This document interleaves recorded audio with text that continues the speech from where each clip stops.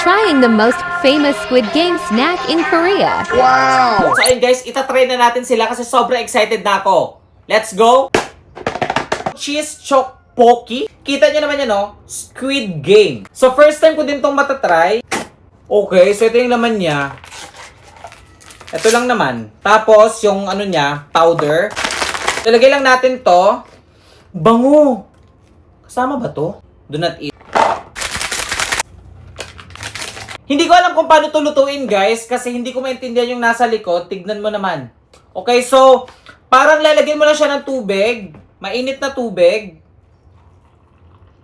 Tapos, lulutuin natin siya sa microwave for 2 minutes. So, feeling ko luto na to, guys. Try na natin. Parang nadamihan ng sabaw. Nadamihan ko siya ng sabaw. Dapat konting sabaw lang pala. Bahala na. Try na natin.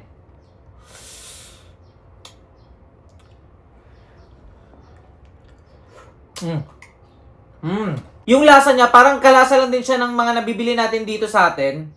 Wala naman siyang special. Sobrang chewy niya. Parang siyang bubble gum. Next naman, try naman natin to. And para siyang biscuit, guys, na hindi ko alam. So, itatry na lang natin siya. Okay. Biscuit nga siya. Yung matatamis. Same naman siya. Try natin. Masarap siya.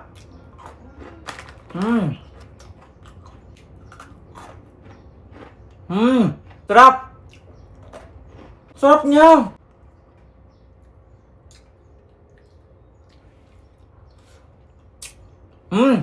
Mas masarap.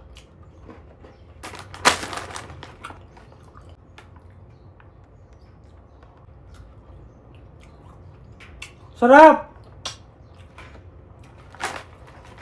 Bagay ito i-dip sa cheese, guys, kasi hindi ko alam, mas sumasarap siya.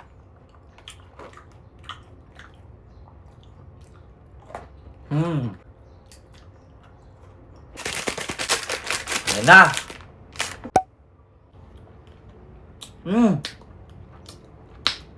Weird yung lasa niya, pero masarap. So, may ibang technique na ginanito nila.